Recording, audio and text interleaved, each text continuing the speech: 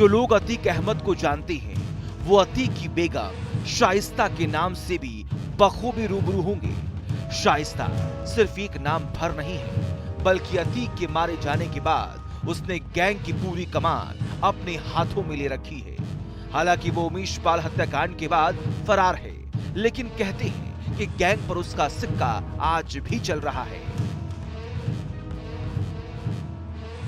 अतीक अहमद, जिसके नाम से कभी प्रयागराज से लेकर लखनऊ तक कांपता था, बड़े बड़े अफसर उसकी सीढ़ियां चढ़ने से कांपते थे, वो अब मिट्टी में मिल चुका है, लेकिन उसका गैंग अभी भी जिंदा है और उसे जिंदा रखा है डॉन अतीक की फरार बेगम शाइस्ता ने।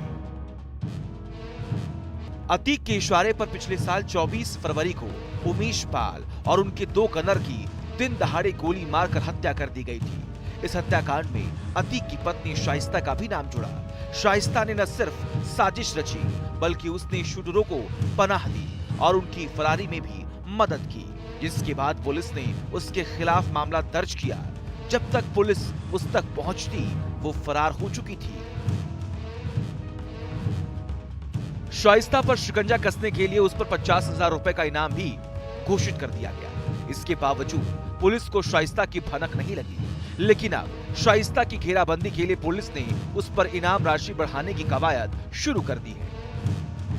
मोस्ट वांटेड शाइस्ता अब होगी 1 लाख की इनामी डॉन। अतीक के जेल जाने के बाद वो शाइस्ता ही थी जो अतीक के काले धंधों की सारी जिम्मेदारी संभालती थी।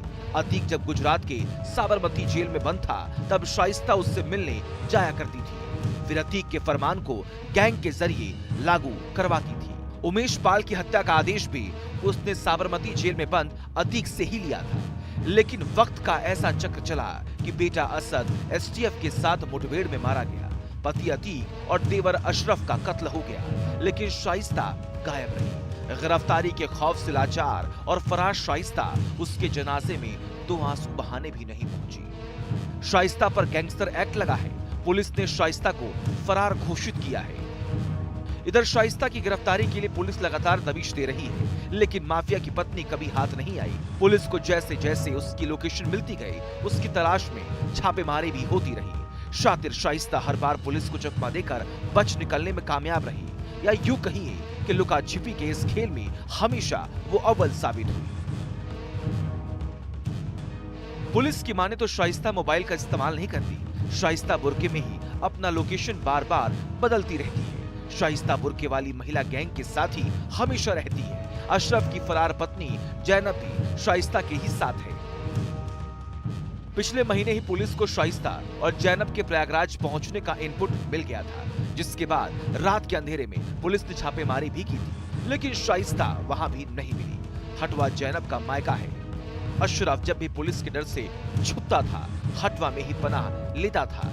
बहरहाल पुलिस को यकीन है कि देर सबीर शाइस्ता पुलिस की गिरफ्त में होगी, क्योंकि पुलिस को पता है कि शाइस्ता एक गलती जरूर करेगी और वही गलती उसे सलाखों के पीछे पहुंचा देगी। T news nation.